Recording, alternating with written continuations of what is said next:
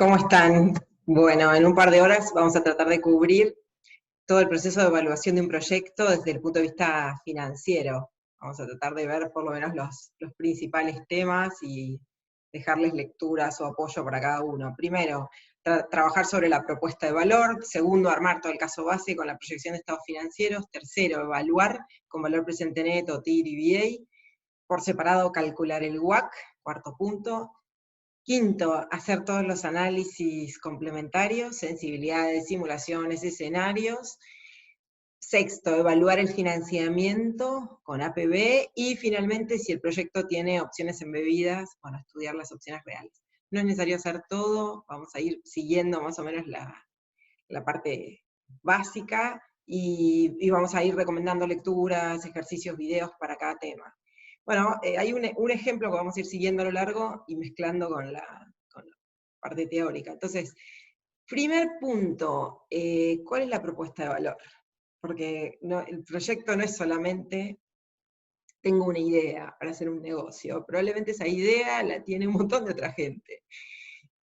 Me pueden copiar, no tengo barrera de entrada. Probablemente no tengo un plan en acción, entonces, o probablemente no estudié bien la necesidad humana. Entonces el proyecto requiere un buen trabajo de la idea, someterla a distintos tests, a prueba y error, tener una idea con un plan, hacer todos los estudios, estudio técnico, el estudio ambiental, el estudio impositivo, el estudio legal, bueno, organizacional, y todo eso llevarlo a números, y entonces así empezamos la evaluación financiera. Entonces, ¿por qué no funcionan en esta parte los proyectos? Bueno, a veces son simplemente malas ideas. Es increíble lo que la gente trata de comerciar en algún momento. Entonces, pensar que la idea pueda satisfacer una necesidad de lo más prioritaria posible, lo más arriba, en la escala de preferencias de lo que creemos que tiene la gente, y hacerlo de la mejor manera. Los productos más rentables son siempre los que lo hacen al mejor precio, ¿no? Que hacen como un servicio a la sociedad. El mejor producto al mejor precio. También puede ser que la idea era buena, pero no la supimos presentar. Por eso emprendedores como Steve Jobs le daban tanta importancia a explicar el producto, a explicar, grababa esas presentaciones de cada uno de los productos, las ensayaba, estaba estudiado hasta en la camisita de que se la diseñaba Kenzo, esa camisita negra que usaba, el propio Kenzo se la diseñaba. Tenemos entonces una propuesta de valor, por ejemplo, para esto generalmente se trabaja con el libro de Osterwalder. Bueno, yo acá voy a hacer la evaluación financiera, pero no puedo dejar de mencionar esta parte. Por eso se llama elevator pitch. Yo tengo que poder explicar mi proyecto en el tiempo que me encontré con alguien en un elevador, y en ese tiempo tengo que poder explicarlo. Si no puedo explicar qué es lo que hace mi idea así de fácil, y por qué soy tan especial, y bueno, va a ser difícil, por ejemplo, conseguir financiamiento. En esta parte solamente es la introducción, el primer paso es solo la introducción, hablar sobre la propuesta de valor. Peter Lynch, desde el punto de vista de los inversores, ellos van a leer así nuestro proyecto. Si soy emprendedor y hay un inversor como Lynch o como algún inversor de bolsa, nos va a decir, mire, nunca invierta en una idea que usted no puede ilustrar con un crayón. Es muy difícil convencer a los inversores, por más Excel que tenga, si esa parte no está clara. Segundo paso, aquí ya entramos más en la parte de Excel, hay que armar el caso base del proyecto, la situación inicial. Entonces aquí vamos a proyectar estados financieros y nuestro objetivo es determinar el flujo de caja del proyecto. Entonces el mapa es así, primero el caso base, con estado de resultados, balance, del estado de resultados el NOPAT calculamos, del balance calculamos el capital. Si no saben qué es esto, no se preocupen, ahora lo mostramos. Empiezo con el caso base. Después, por separado, el costo de capital, porque eso viene de la economía, es una tasa de costo-oportunidad. ¿Qué otra cosa podría hacer con el proyecto? Con el dinero del proyecto. Aplico un método de evaluación para tener una primera respuesta, sí o no, es bueno o es malo. Y hago todos los análisis complementarios, que ocupan bastante lugar, ¿no? Que es todo el testeo que hacemos después. Entonces, en resumen, empiezo con el caso base, que es lo que voy a hacer a continuación. Por separado calculo el costo de capital, valúo con valor presente neto, TIR y VA, reviso esa estimación inicial, esa respuesta inicial de si era bueno o era malo el proyecto, la reviso con sensibilidades, simulaciones, escenarios y conclusiones, ¿no? Ahí sí tengo más elementos para decir esto es un buen negocio o no. Bueno, hay un Excel en el libro que les recomienda, en el capítulo 1, les muestra todo esto en un ejemplo muy rápido, muy introductorio, pero les dice, separe sus assumptions, o sea, lo que son supuestos, de lo que son proyecciones. No es evaluación de empresas, esto, entonces no hay datos históricos, pero separe lo que son supuestos de lo que ya interviene en fórmulas y son proyecciones realmente hechas. Por ejemplo, en ventas sería, separe lo que son las unidades, el precio unitario, de ya la proyección de ventas completa. Aparte, separe la evaluación, donde esté claro cuáles son las tests que usted hizo, cuáles son los criterios que aplicó. ¿Aplicó valor presente neto? ¿Aplicó PBA? ¿Aplicó APB? ¿A qué conclusión llegó? Y después separe todos los tests suplementarios. Bueno, moví las variables, armé escenarios, etc. Siempre hay que poner un resumen ejecutivo. Si quieren más de eso, hay Excel, hay video en el capítulo 1 del libro. Es muy breve en realidad, pero veamos el mapa. Voy a trabajar todo esto en un ejemplo. Estado de resultados por un lado y balance por el otro. Vamos a tener que ir trabajando en uno y el otro porque está interconectada la información. Así que no es que puedo completar todo el estado de resultados y después el balance. Voy a ir uno y uno. Y con esos dos se calcula el flujo de caja. No se les ocurre hacer una proyección de flujo de caja por separado. Sale de esos dos. Es la forma de tener consistencia en el trabajo. A partir de ahí evaluamos, descontamos los flujos a valor presente y esa es la conclusión más grande de la evaluación financiera del proyecto. Entonces, en la primera parte, nuestro objetivo en todo esto que va a venir ahora, que voy a trabajar con varios números, va a ser calcular el free cash flow, el flujo de caja que libera el negocio. Es decir, lo que me va a enriquecer, porque es lo que yo puedo retirar sin afectar el crecimiento. Es lo que va directamente a aumentar la riqueza del emprendedor o de los inversionistas en general, ¿no? Entonces, el estado de resultados, observen qué es lo que necesitamos y qué es lo que sobra. Es siempre importante diferenciar qué es lo esencial y qué es lo accesorio.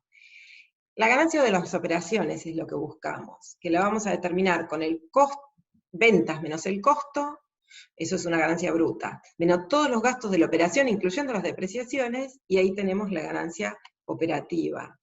Después, con esa ganancia operativa, la multiplicamos por 1 menos la tasa de impuestos, y es lo que llamamos NOPAT, es el único número que nos llevamos del estado de resultados, el único número importante que termina saliendo del estado de resultados. ¿Por qué? Porque combinado con la inversión neta da lugar al free cash. Entonces, hay dos patas para el cálculo del free cash flow, el balance y el estado de resultados.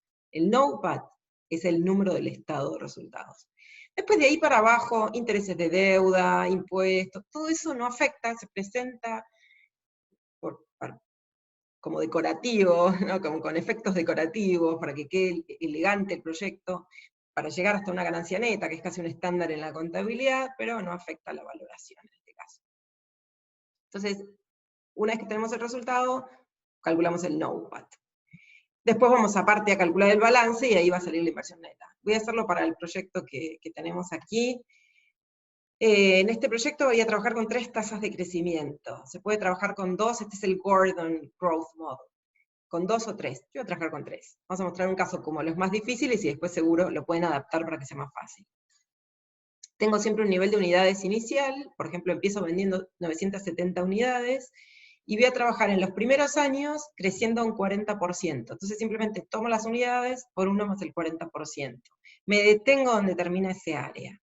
La segunda tasa de crecimiento, que llamé G2, es el 15%. Ven, ya cayó la tasa, crezco pero menos, durante 3 años. Y no está la tercera. ¿Dónde está la tercera tasa de crecimiento? No va en esta parte, no multiplica nunca las ventas, 2%, que es el crecimiento a perpetuidad, no está acá. Va a ir directamente al final de la evaluación al factor de descuento.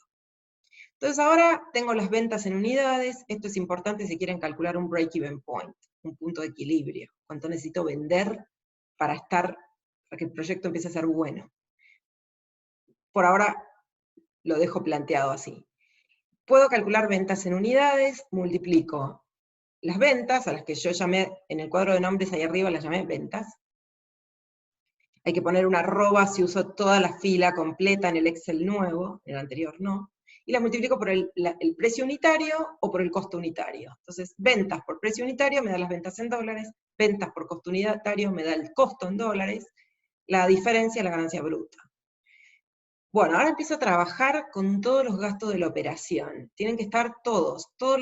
Gastos de la operación son todos los gastos relativos al negocio. Hay fijos y variables.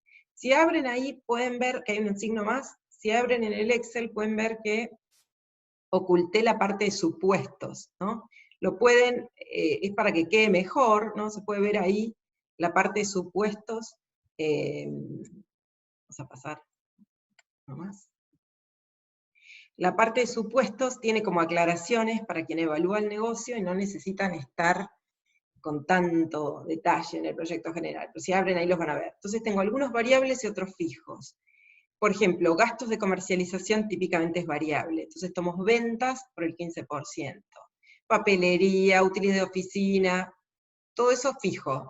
Esta empresa lo asumió fijo. Salarios, ¿no? Fijos. Entonces, algunos los dejo constantes para toda la proyección y otros los multiplico por ventas.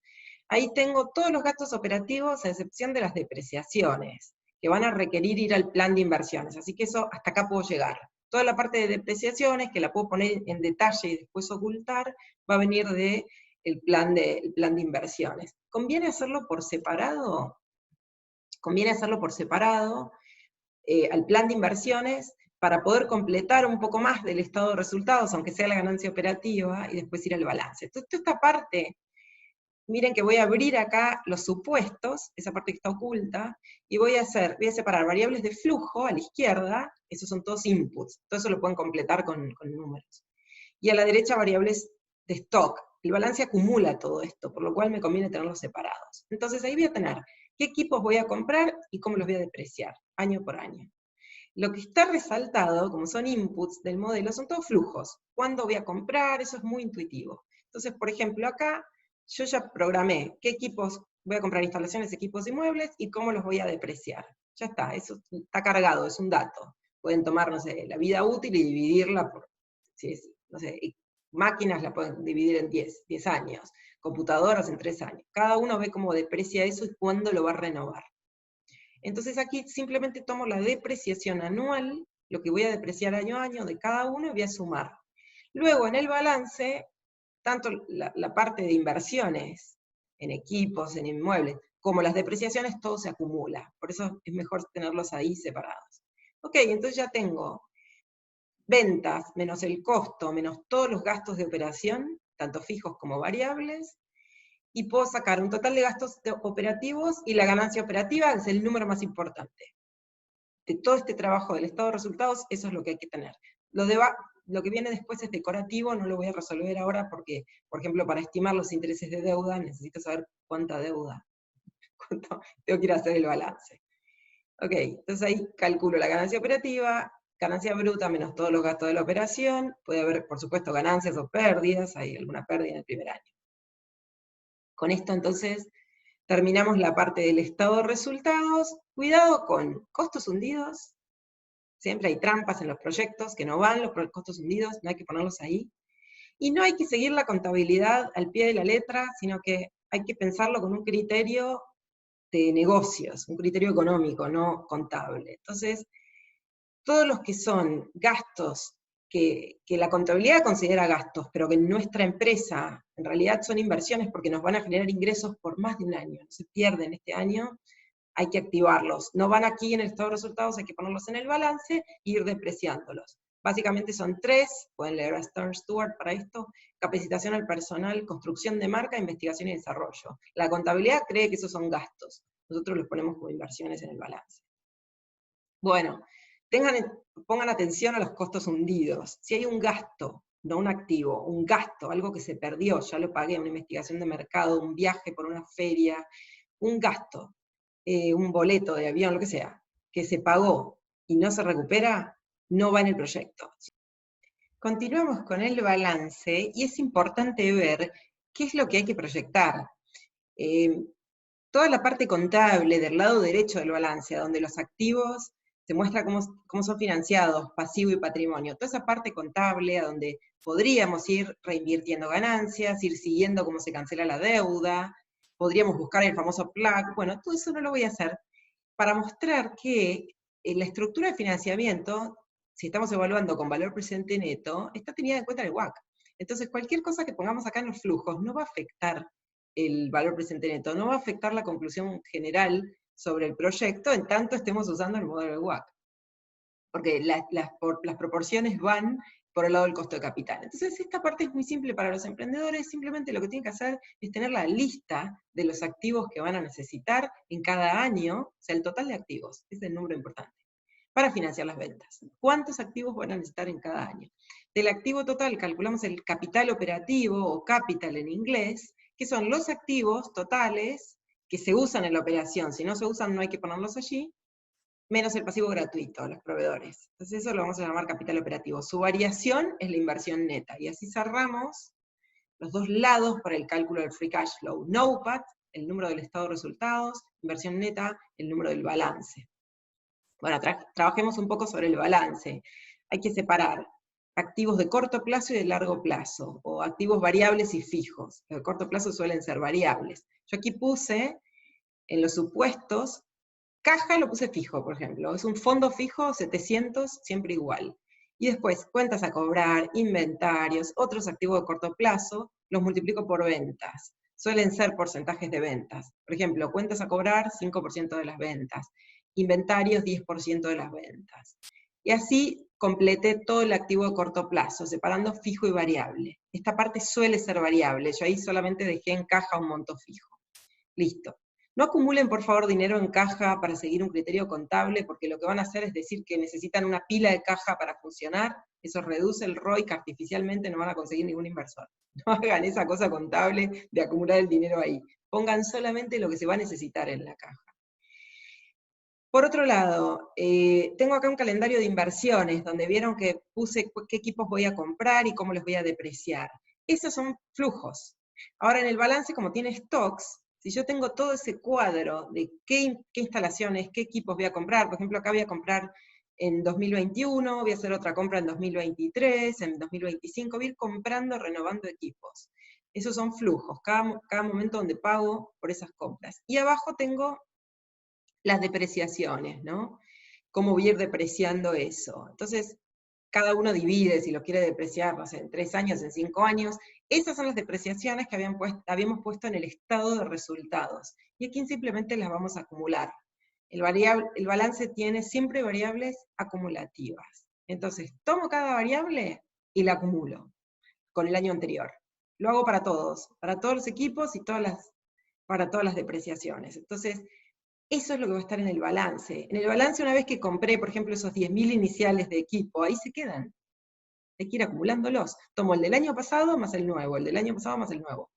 Saco un subtotal, me conviene hacerlo así en detalle, porque si no es muy difícil tener un único número, que es el que va a estar en planta, propiedad y equipo en el balance. Me conviene hacerlo en detalle, y después sumo, y el neto es lo que va al balance. Entonces ahí tengo el acumulado de lo que fui comprando.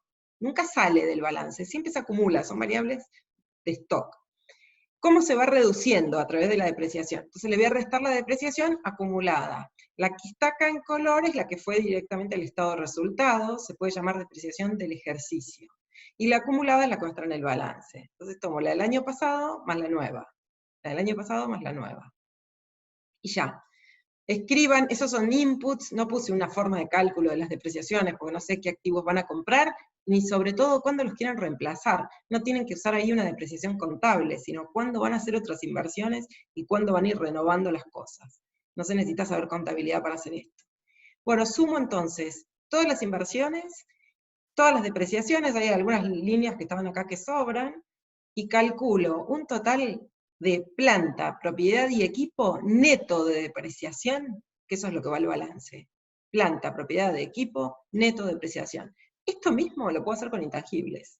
Si tengo intangibles, que también son activos de largo plazo, y que forman parte de la operación, ¿no? Del negocio, no de otra empresa, sino del negocio, también igual, es exactamente igual, se suele llamar amortización a la de intangibles, depreciación a la de activos fijos, también, pero es exactamente igual. Bueno, y entonces el neto es lo que finalmente aparece en el balance, de modo que si por ejemplo yo estoy asumiendo que exactamente cubro la depreciación, el neto va a ser constante, es como decir, mantengo la capacidad de planta, mantengo, no sé, si tengo un hotel de 10 habitaciones, mantengo las 10 habitaciones impecables como para cobrar 5 estrellas, no las dejo deteriorar. Eso significa que planta, propiedad y equipo neto, en el balance, si es constante, es que estoy cubriendo la depreciación, estoy manteniendo los activos como si las pudiera vender como el primer día. Bueno, después hay otros activos no corrientes que es fijo y ya puedo sumar el total de activos. En resumen, en esta parte, ¿qué hicimos? Activo de corto plazo y activo de largo plazo. El de corto plazo generalmente es variable, lo calculamos como porcentaje de ventas. Puede haber alguno fijo, como en este caso, caja y bancos.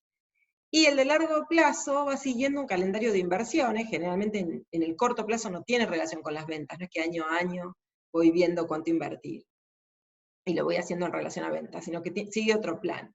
Y va siempre neto de depreciación acumulada, siempre neto de depreciación acumulada. Bueno, el lado derecho del balance solamente es decorativo, pueden saltar esta parte, no necesitan, si cometieron algún error aquí, no necesitan revisar, digamos, el valor presente neto, toda esa parte no se va a ver afectada. Lo voy a hacer de una forma simplificada. Hay otro video, como les decía, con el cash flow statement que explica esto de una forma más contable y realiza otro tipo de cálculo aquí. Yo acá lo voy a calcular con porcentajes. Es decir, la empresa va a tener que ir endeudándose y desendeudándose cada año para financiar más o menos un 25% con deuda de corto y largo plazo. Un 5% lo financian los proveedores, pero son porcentajes sobre distintos números, porque el 5% es porcentaje de ventas. Los proveedores tienen relación con ventas. Y los otros, préstamos y equity o deuda equity, tienen relación con el pastel, con la estructura de capital. Entonces vamos a hacer esto aquí. Una parte de los productos me lo financian los proveedores de forma gratuita, de pasivos gratuitos. Entonces, generalmente esto lo puedo relacionar con ventas, es parte del working capital, así que eso los voy a calcular con ventas. Y todos los otros en relación al total de activos. Voy a decir, bueno, del total de activos, más o menos un 5% van a ser préstamos de corto plazo, giro en descubierto, ese tipo de cosas, y el resto, un 20% de los activos, más o menos, lo voy a financiar con deuda de largo plazo o algún otro pasivo de largo plazo. Bueno, ahora esto no va a cuadrar. El plug para cuadrar aquí va a ser el equity. Lo que no conseguí para financiar con deuda y no conseguí para financiar con proveedores, lo va a tener que financiar el accionista. Por supuesto, hay otras formas, como les decía, de hacer esto, donde fijo la deuda y el plug no es el equity, ¿no? Por ejemplo, puedo ir viendo dónde cuadrar el balance. Acá, ahí me quedó igual, activo igual a pasivo y patrimonio, esta parte no afecta, como les decía, la evaluación, lo que vamos a tomar son esos porcentajes, son muy estimados. Bueno, ahora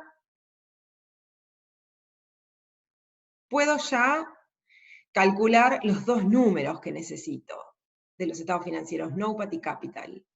El NOPAT es la ganancia operativa, EBIT, la más importante del estado de resultados, por 1 menos la tasa de impuestos. Ahí está, ganancia operativa por 1 menos la tasa de impuestos.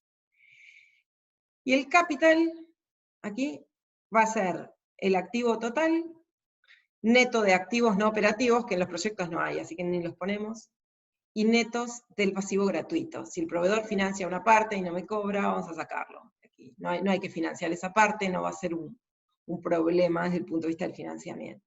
Entonces simplemente busco la línea de activo total en el balance, la línea de proveedores en el otro lado del balance, y que esa sí habría que proyectarla. Si no proyectan el lado derecho del balance, aunque sea calculen el 5% de las ventas o lo que sea de las ventas que financia el proveedor.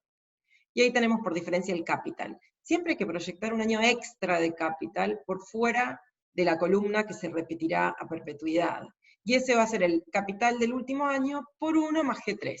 Ahora sí apareció G3, estoy trabajando en un modelo de 3 etapas, la tercera tasa de crecimiento, G1 y G2 estaban arriba en la proyección explícita, G3 viene acá directamente.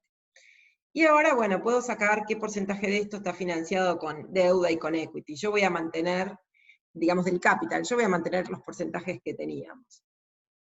25 y 75. De deuda financiera. Cuando hablamos de deuda, siempre es deuda que genera intereses. En resumen, ¿qué hicimos hasta acá? Hicimos toda la proyección del estado de resultados, separando primero las ventas, gastos fijos y variables, y llegamos a la ganancia operativa, con eso calculé NOPAT, que es NOPAT significa Net Operating Profit After Tax. ¿Cuál es la ganancia que tengo en el negocio? ¿Cuánto voy a ganar? Y a la derecha, ¿cuánto voy a invertir? El balance. ¿Qué hay que invertir para obtener esas ganancias?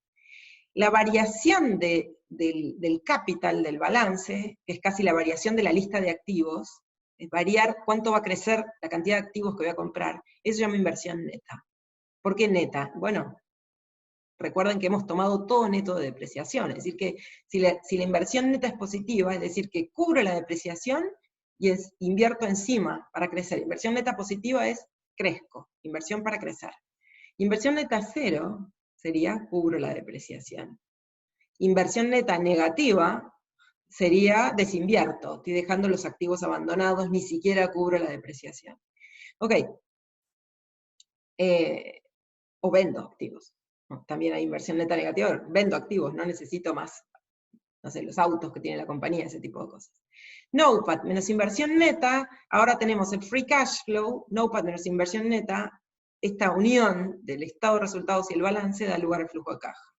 Es el punto central porque era nuestro objetivo. Con esto hemos cumplido el objetivo y que después vamos a descontar a valor presente, calcular EVA, pero flujo de caja es como un gran milestone en la evaluación. Entonces, en este segundo paso, si quieren practicar un poco más, hay muchos ejercicios, hay un modelo completo también, con alternativas, tiene escenarios, me han dicho que tiene muy mal audio, así que por favor pidan el Excel, o pueden verlo mudo e ir haciéndolo en el Excel, pero bueno, ahí está. Hay también otro ejercicio mucho más largo, este es un ejercicio como de 2 horas, un poquito más sofisticado, que es una... no lo necesitan, está aquí solamente por si alguien quiere profundizar un poquito más en el tema, es un proyecto inmobiliario, bueno, que también incluye escenarios y distintos tipos de análisis de alternativas, como por ejemplo cómo funciona la preventa en el proyecto inmobiliario afecta mucho después a los resultados que tienen los emprendedores, entonces hay un video y el Excel también, bueno, eso está en el libro, eso es completamente adicional. ¿Qué material recomendamos si quieren leer un poco más acerca de toda esta parte del caso base? Bueno, hay un artículo sobre el análisis de costos hundidos, algo central en los proyectos, probablemente uno de los errores más frecuentes, que se llama la falacia del Concord. Así que para la parte de costos hundidos pueden ver ese artículo. Hay videos que armó Jorge para el libro. En el capítulo 2 hay 2, 3 y 4, tienen videos sobre flujos de caja y está el Excel también. Los pueden ver si quieren otros ejemplos sobre flujos de caja. Ahí están los videos. Y bueno, y ya después, si no con este ejemplo, si pudieron hacer este ejemplo, creo que van bien. Paso 3. Evaluación. Ya tengo los flujos de caja, tengo NOPAT y tengo el capital, cerré toda la primera parte, solo voy a trabajar con ese NOPAT y ese capital. Por separado, por supuesto, calculo el WACC, que ese va a ser un paso que viene después. Esta parte, la pregunta que nos hacemos es, bueno, a ver, ya hice mis proyecciones. ¿Va por buen camino este proyecto? ¿Vamos bien? Bueno, hay distintas formas de evaluar esto. La más tradicional, la más conocida, es el valor presente neto. Esto siempre tiene que estar, ¿no? Es un criterio, que si es positivo me dice que el proyecto es bueno, si es negativo el proyecto es malo. ¿Qué es lo que hace este criterio? Compara todos los flujos que voy a recibir, todo el free cash flow que va a ingresar, o sea, lo que acabo de calcular. Lo que va a ingresar por mi negocio, lo comparo con lo que tengo que invertir. Por supuesto, ¿qué es lo que quiero que sea más grande? Y bueno, que los ingresos, ya descontados a valor de hoy, penalizados, para calcularlos al valor de hoy, sean superiores a lo que tengo que invertir hoy. Entonces, que el ingreso, todos los ingresos de dinero superen a las inversiones, los gastos. Es el valor presente neto. Y esa R es el WACC, el costo de capital. Si estoy usando free cash flow en el numerador, el denominador tiene que ser una tasa que represente el riesgo de ese flujo. Cuidado con el signo, ¿eh? Cuidado con por ejemplo, si ponen en el numerador un flujo en dólares, tienen que descontarlo con una tasa calculada en dólares. Si ponen un flujo en quetzales, en pesos, tienen que descontarlo con una tasa equivalente, no pueden tomar el T-bill que está en dólares y descontar quetzales o euros.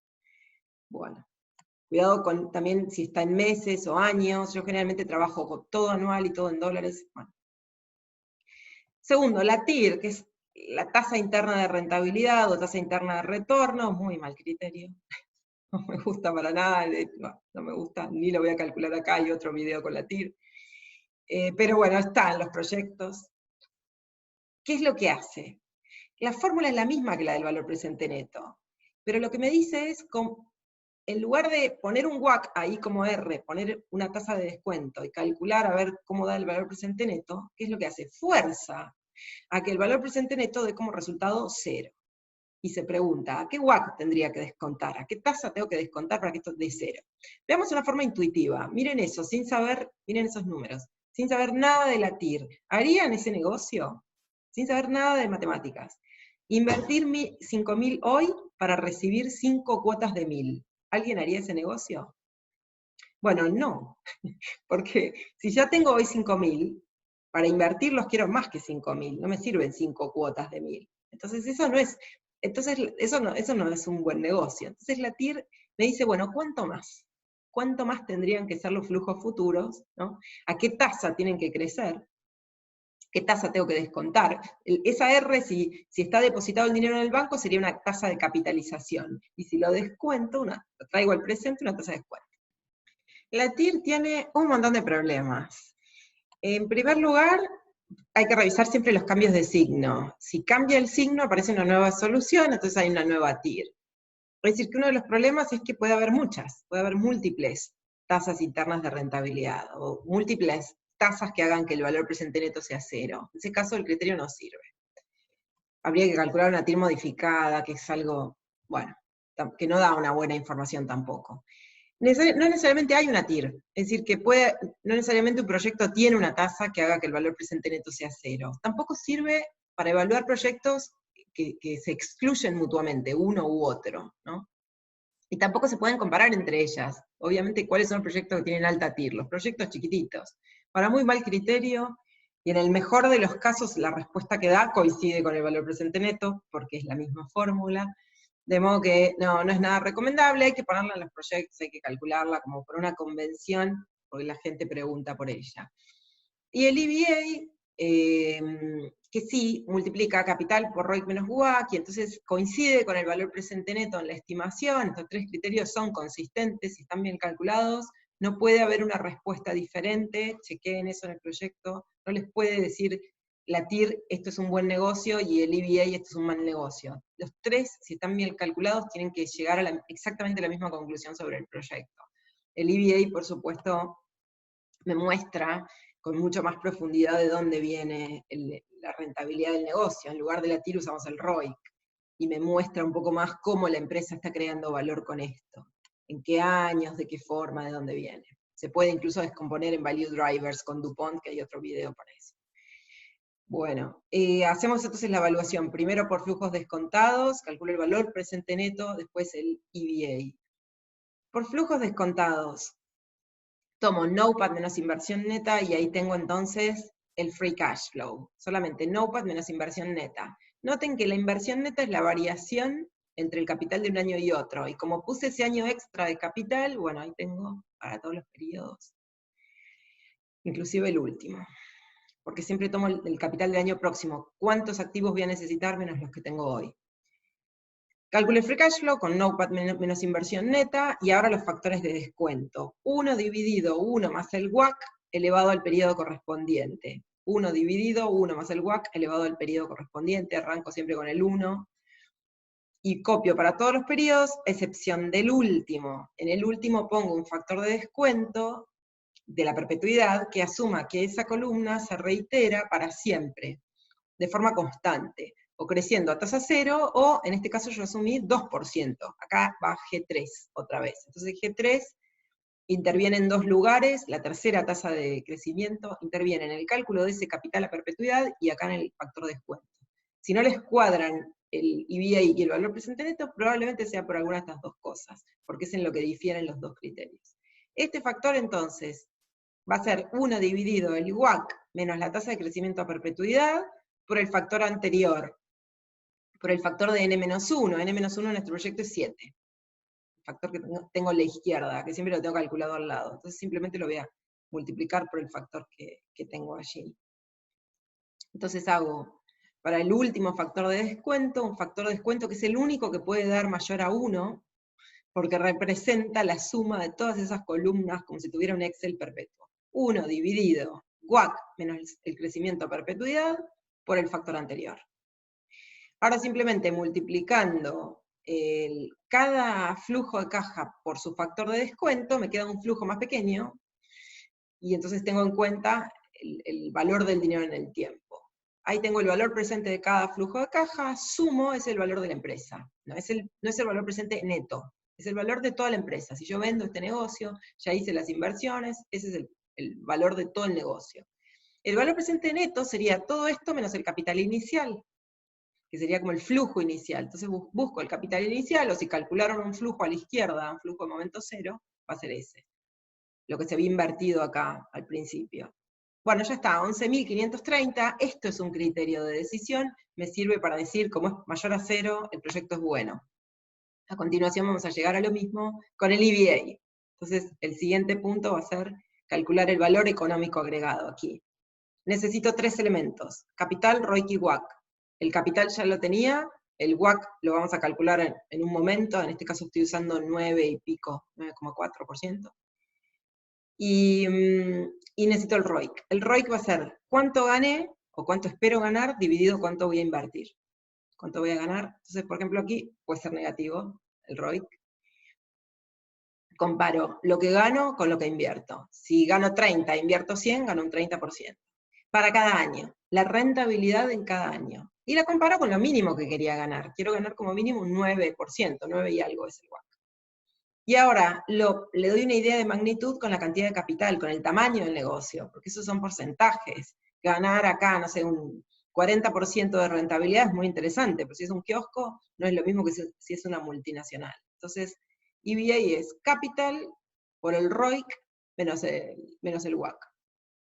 Y entonces ahora lo tengo que traer a valor presente, o sea que calculo cada uno de estos por los mismos, multiplico por cada factor, que ya los tengo calculados, no los vuelvo a calcular, cada uno por su factor de descuento, sumo el capital inicial, el capital, acá lo voy a buscar, yo puse @capital, pero sería 19.000 y algo, 19.564, y ahora sí, sumando todo esto, tengo el valor de la empresa, que coincide, por supuesto, con lo que calculé con EVA, con valor presente neto, es exactamente lo mismo. ¿Esto para qué sirve? Para dividir entre el número de acciones, previamente quitando la deuda. Lo voy a hacer en un momento. Pero el neto sirve para decidir. Entonces, valor de la empresa menos el capital inicial, eso es el neto. O simplemente la suma de todo el valor agregado, sería lo mismo que valor presente neto o valor económico agregado, por encima del capital inicial. Bueno, ya terminé. Ese valor de la empresa, ¿para qué me sirve? Para vender el negocio. No me sirve para decidir, me sirve para vender el negocio. Generalmente va a ser positivo. El valor de la empresa generalmente es positivo, salvo que destruya muchísimo valor. Pero si no, va a ser positivo. Ese valor de la empresa, en el siguiente paso, haciendo el cierre de la evaluación, el build-up, lo vamos a transformar en un número por acción, que es lo importante para el emprendedor. Por ejemplo, si tiene que cerrar con algún fondo de venture capital, él quiere hacer su estimación porque lo que se va a firmar en un contrato es el valor por acción. Entonces vamos a tomar el valor que produce Discounted Cash Flow, EVA, es el valor de toda la compañía. Pero en este caso eso no es de los accionistas, porque esta compañía no es full equity, tiene deuda financiera. Entonces voy a tomar el total del pasivo, todos los liabilities, menos los que eran gratuitos, ¿no? Que en el otro lado no estaban incluidos tampoco. En el capital yo no los había incluido, a la derecha tampoco. Entonces tengo el valor de la empresa menos todo lo que no sea equity, pasivos, intereses minoritarios, si hubiera, bueno.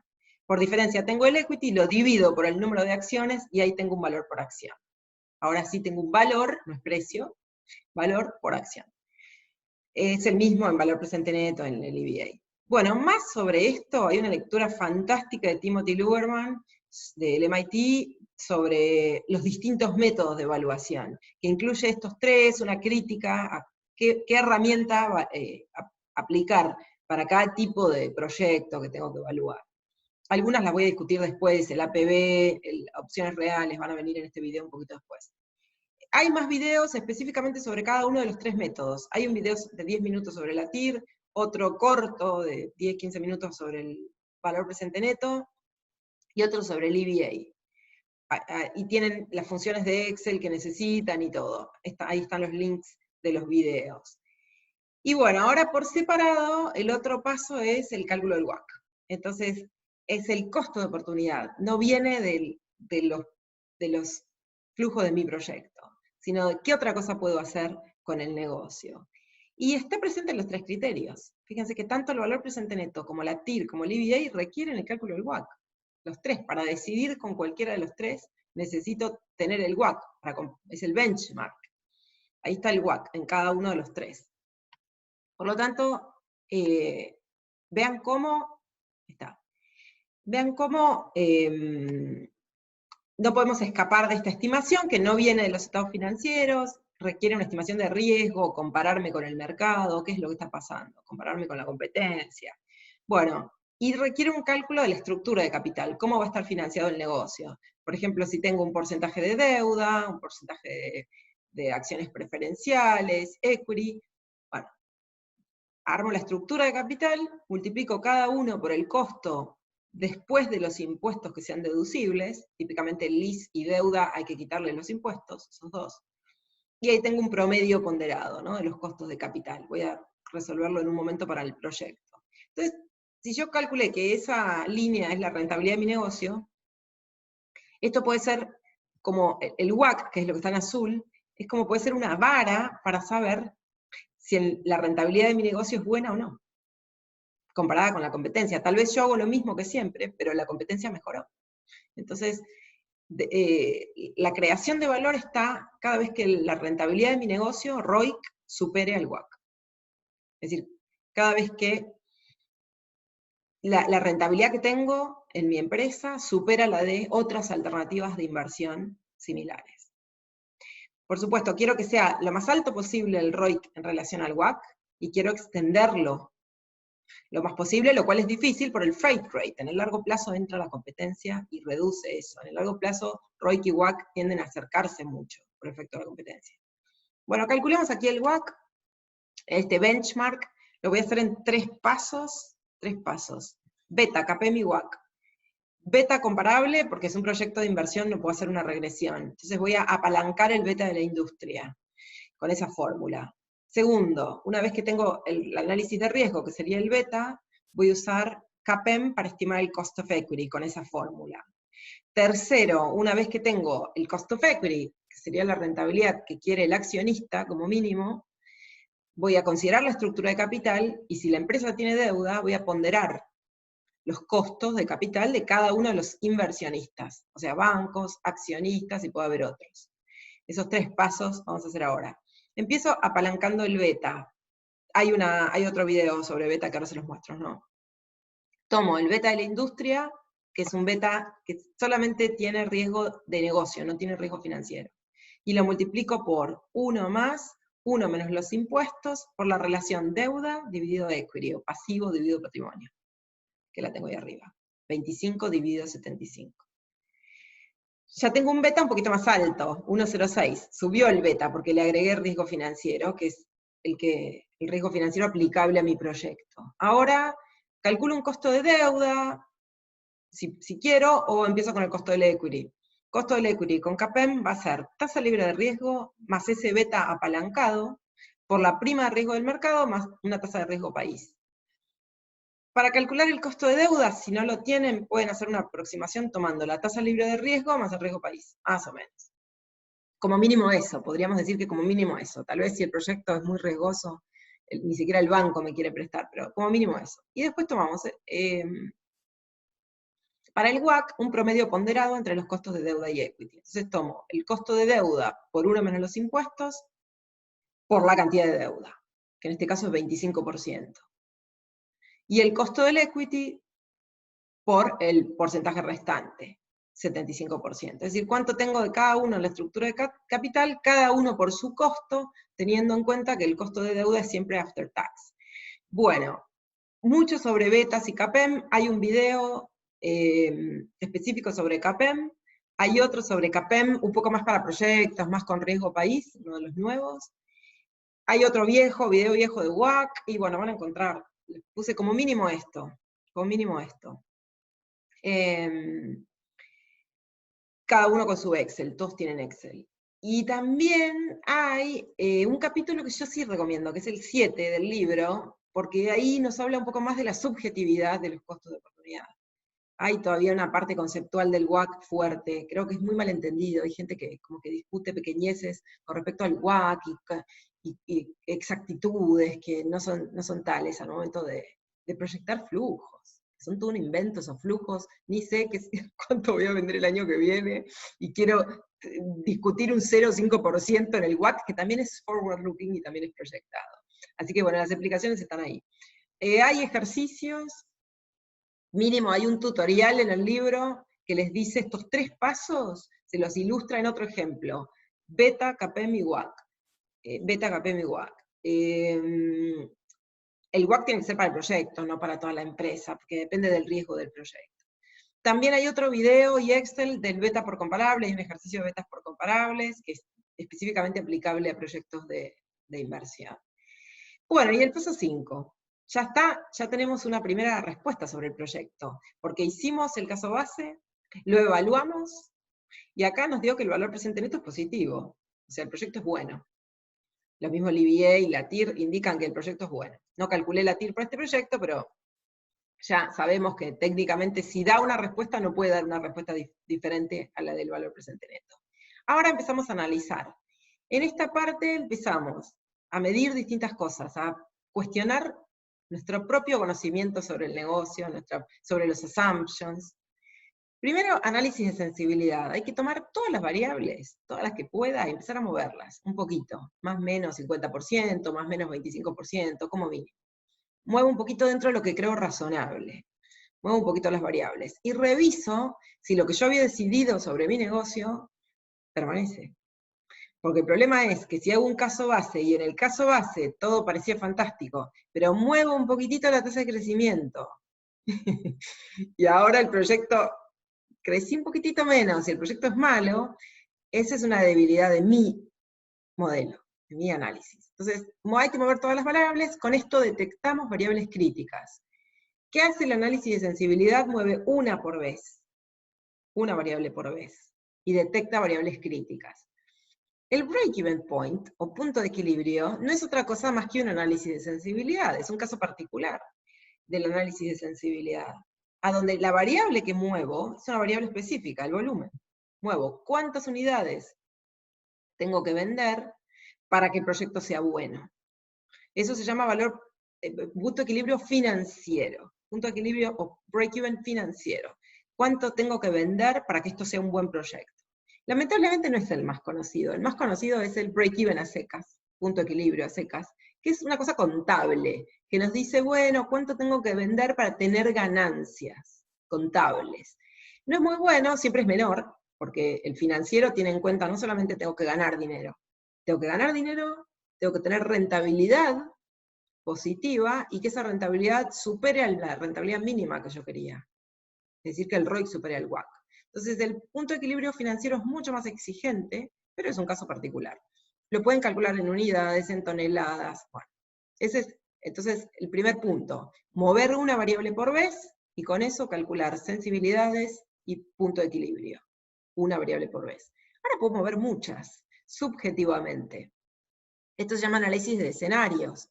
Y puedo ver, bueno, un escenario de evaluación, un escenario, no sé, un escenario fusión, otro no, un escenario, un best case y un worst case, llevando las variables al máximo razonable. No me interesa más infinito o menos infinito, me interesa lo razonable. Pero acá muevo muchas variables al mismo tiempo, a diferencia de la sensibilidad, y subjetivamente elijo el valor que toma cada variable en cada escenario. Entonces, en el escenario bueno puedo decir, bueno, mira, si cerramos estos 3 contratos, estamos en el escenario bueno, ¿y cuánto podemos ganar por cada uno? Y bueno, a este cliente le vamos a vender tanto. Subjetivamente yo estimo, no solamente cuáles son las variables a analizar, sino el valor de cada variable. La diferencia entre esto y la simulación es que en la simulación el valor es asignado aleatoriamente. Terminado el análisis de escenarios, empezamos a mover muchas variables al mismo tiempo, pero asignándole un valor aleatorio a cada una. Por eso el análisis de simulación representa un poco el proyecto en movimiento, cambiando todo al mismo tiempo, algo que nuestra mente no tiene capacidad de hacer de esa forma, y nos da una función de distribución del valor presente neto. Cada uno de esas rayitas sería como un escenario, pero aquí, a diferencia del análisis anterior, el valor de cada variable es aleatorio. Lo hacemos con Crystal Ball o @RISC, alguno de los software de simulación. Lo bueno de Crystal Ball o @RISC es después generan reportes que los podemos compartir en Excel y no necesitamos tener instalado el programa. Algo importante es ver que la simulación no nos da la verdadera probabilidad de que el proyecto sea bueno, sino que simplemente llenamos ese área bajo la curva en caso de hacer más trials. Si generamos, por ejemplo, una simulación de, en lugar de 5.000 tiradas, 50.000, somos nosotros los que hemos establecido cada variable, cuál es cada variable, cuál es el valor, o el rango en el cual Excel va a ir tomando los valores. Si hay cisnes negros no los hemos detectado, no están en el modelo. Entonces somos nosotros los que hemos construido el modelo y acá lo estamos moviendo. El simulador funciona sobre nuestro propio Excel, mueve un poquito las variables, todas al mismo tiempo, y esto le da como más solidez al proyecto. Puede pasar que la mayor parte, por ejemplo, el 80% de las tiradas se mantenga la conclusión inicial, que es que el proyecto era bueno, o que el 80% de las tiradas desafíe la conclusión inicial, con lo cual ahí habría que volver a pensar sobre el negocio, y no sé si ya el negocio era sólido, o simplemente el valor presente neto del caso base era una extraña combinación de números que justo daba como un equilibrio muy temporal, ¿no? Muy provisorio. Bueno, vamos a hacer acá la sensibilidad, lo hago para un par de variables, no voy a hacer para todas, pueden usar para esto la función tabla de Excel, tomo cada variable y puedo mezclar costos fijos, costos variables, costo de oportunidad, impuestos. Puedo analizar todo tipo de costos, tasas de crecimiento. Lo que hago es, voy a tomar, por ejemplo, los gastos de comercialización, que en el caso va a ser en un 15% de ventas, y voy a mover ese número más o menos 50%. Y voy a revisar qué pasa con el valor presente neto. Entonces tengo que poner arriba a la izquierda de la tabla un link a la fórmula del valor presente neto, después muevo los valores más o menos 50%, tienen que ser valores, no tiene que haber fórmulas ahí, y después datos, tabla, what if, ¿no? Datos, what if, tabla, y le digo que en columna mueva los gastos de comercialización. Entonces ahí me recalcula el valor presente neto, que por supuesto en el caso base sigue siendo igual, pero lo recalcula con qué pasa si gasto un poquito más o un poquito menos. Todo lo demás constante, por ejemplo, este proyecto admite que yo suba los gastos de comercialización a más de un 20%, de 15 puedo subirlo a 22, el proyecto sigue siendo bueno. Pero mueve un poco, es bastante sensible, no como para transformar el proyecto en malo, pero fíjense que si hago lo mismo para los gastos de papelería, bueno, no es tan sensible. Entonces, si le puse un nombre al input papelería, simplemente lo puedo escribir acá. Y me va y me mueve la variable. Es importante que estén en la misma hoja de la evaluación, para que, si no hay que hacer como un truco. Si están en distintas hojas, esto no funciona. Y puedo mover, por ejemplo, las tasas de crecimiento. Fíjense acá, yo moví las 3 tasas de crecimiento, la más sensible es la de corto plazo. La que más afecta el proyecto, el valor del proyecto no es la tasa de la perpetuidad en este negocio, que prácticamente no lo afecta. Si me equivoqué en la tasa de perpetuo acá no importa, pero sí, si me equivoco en la tasa en la que voy a crecer los primeros años, en la etapa de alto crecimiento, vean que eso sí tiene un impacto. No llega a transformarse en negativo el negocio, pero sí tiene un alto impacto. Bueno, si quieren más sobre esto, este tipo de análisis, hay un par de artículos, hay uno sobre valor presente neto y what ifs, de la revista GPS Económico, ahí está el link. Después hay otro también sobre simulación, simuladores financieros. El capítulo 10 del libro que escribió Jorge también está ahí, sobre sensibilidad de escenario, simulación, mover variables. Hay varios ejercicios que pueden ver sobre esto. Por ejemplo, pool de siembra, el caso que hicimos, tiene mucho foco en el análisis de sensibilidad. Calculamos ese caso particular de la sensibilidad, que es el punto de equilibrio, o sea, mover la variable volumen. Pueden ver eso allí. Hay video y Excel. Hay otro específico también sobre sensibilidad y punto de equilibrio. Es mucho más básico este caso. Si están perdidos con este tema, vean el caso de sensibilidad de costos, que es un ejercicio mucho más simple, también video y Excel aquí. Se enfoca en cómo mover las variables una por vez. Bueno, y creo que ya queda muy poco. Ya hemos armado el caso base, lo analizamos con valor presente neto, TIR y VA, hicimos todos los tests que se refieren a mover variables, lo que se llama análisis what if, y ahora nos podemos enfocar un poquito por separado en el financiamiento, porque hemos evaluado el proyecto con el WACC, y el WACC no pareciera ser una buena herramienta para proyectos que son complejos en su financiamiento. Entonces, cualquier proyecto donde haya 3 tipos de cambios, que la tasa de interés, no, las tasas de costo de capital cambien significativamente, que la estructura de capital cambie significativamente, es decir, cómo se va a financiar, si se va a endeudar o no, se va a endeudar o desendeudar brutalmente, si hay mucha diferencia a lo largo de la vida del proyecto. O si las tasas y las alícuotas impositivas se espera que cambien mucho en el proyecto. Por Modigliani y Miller sabemos que cualquiera de esos 3 cambios provoca escudos fiscales. Y el WACC no es muy bueno en el tratamiento de los escudos fiscales, porque ¿cómo hace el WACC para reflejar el beneficio impositivo, el ahorro de impuestos que puedo tener en un proyecto? Simplemente multiplica 1 menos T, 1 menos la tasa de impuestos, ¿no? Bueno, esa es una simplificación que pocas veces funciona. Es muy popular, en la práctica es el método que más se usa el WACC, pero hay métodos mejores. Cada vez que tengan que evaluar un proyecto, que tenga, por ejemplo, alguna ley de promoción o beneficio impositivo, sea como quieran estimar los escudos fiscales, ¿no? Por ejemplo, o sea, proyectos de energía, educación. Bueno, entonces ahí usen APB, que coincide con el WACC, ambos coinciden, porque este es un valor presente neto, dan el mismo resultado si todo eso es estable. En una empresa donde no cambia la estructura de capital, no cambia la estructura impositiva, no cambian los costos de capital significativamente, si no sube, por ejemplo, el costo del endeudamiento significativamente, bueno, o lo esperamos que, porque todo esto es proyectado. Bueno, entonces ahí dan el mismo resultado WACC y APB. Adjusted Present Value, es un Present Value.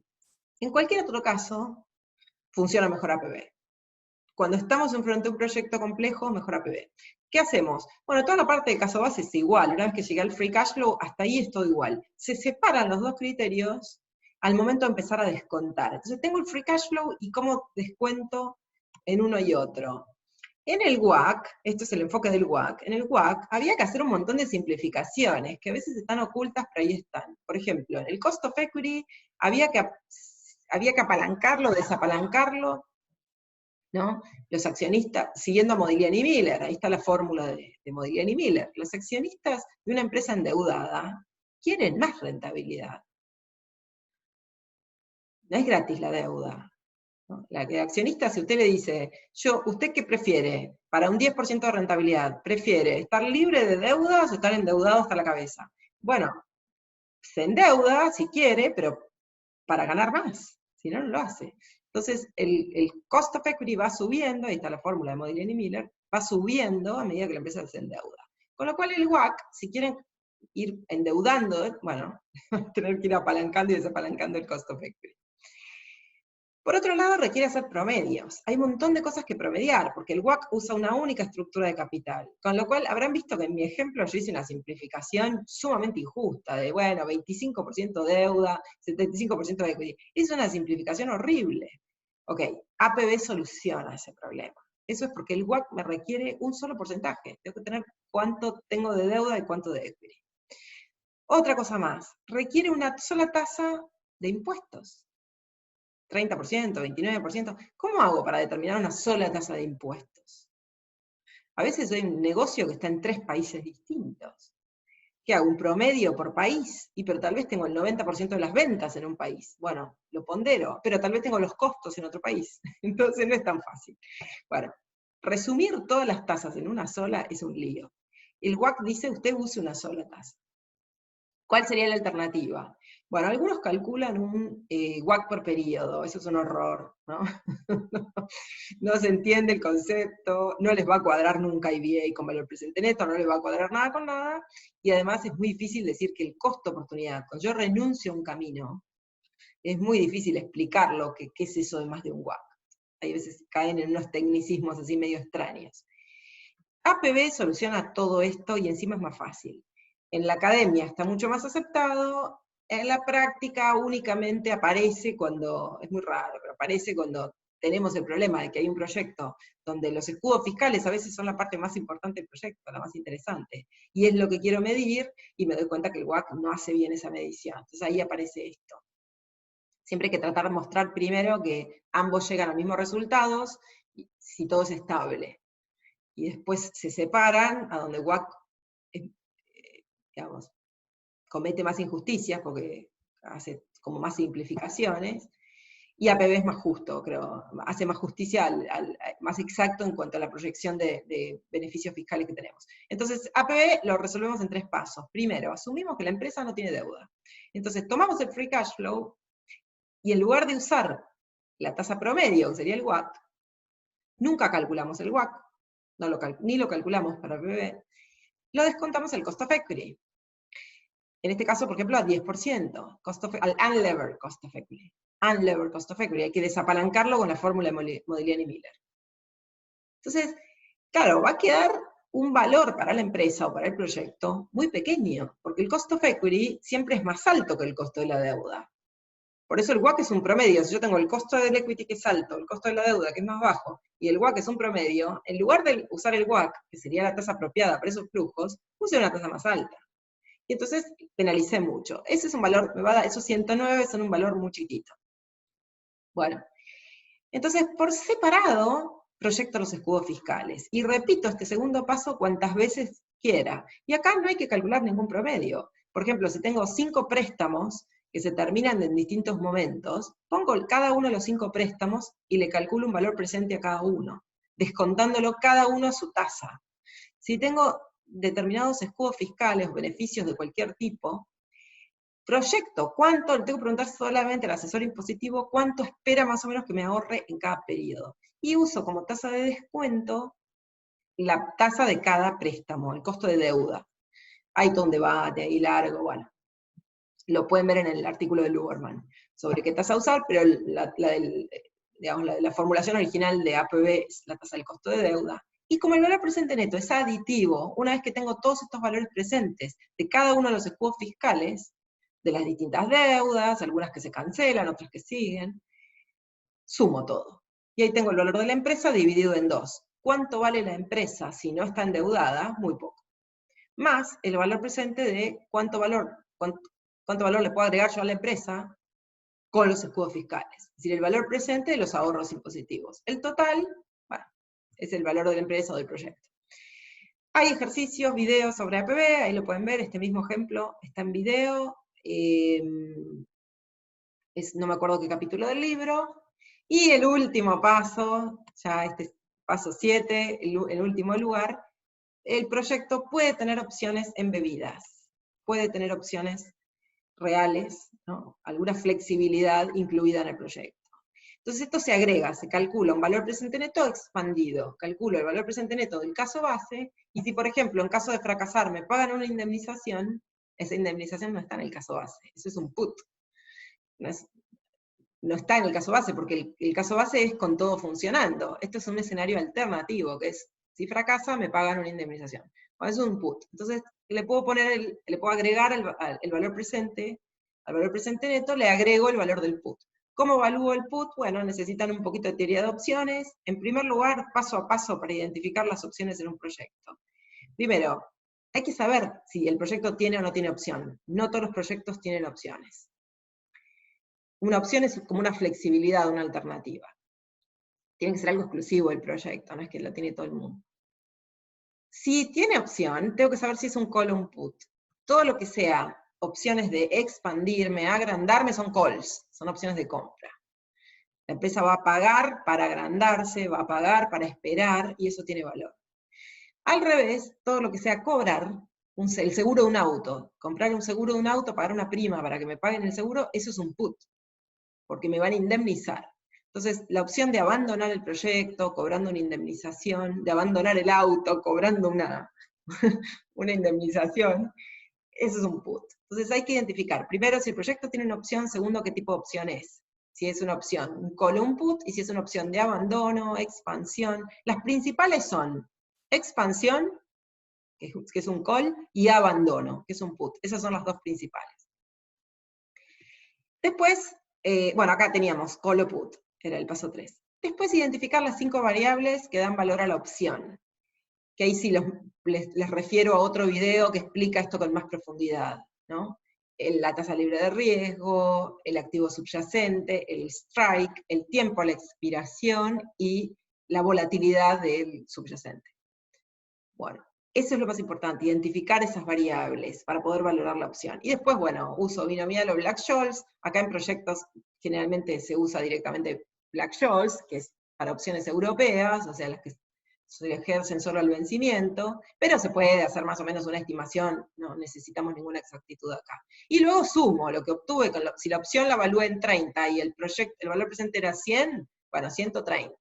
Esto hace que, por ejemplo, proyectos piloto, que generalmente tienen valor presente neto negativo, pueden ser interesantes porque hay una opción detrás. Me permiten expandirme, entrarnos a un nuevo mercado.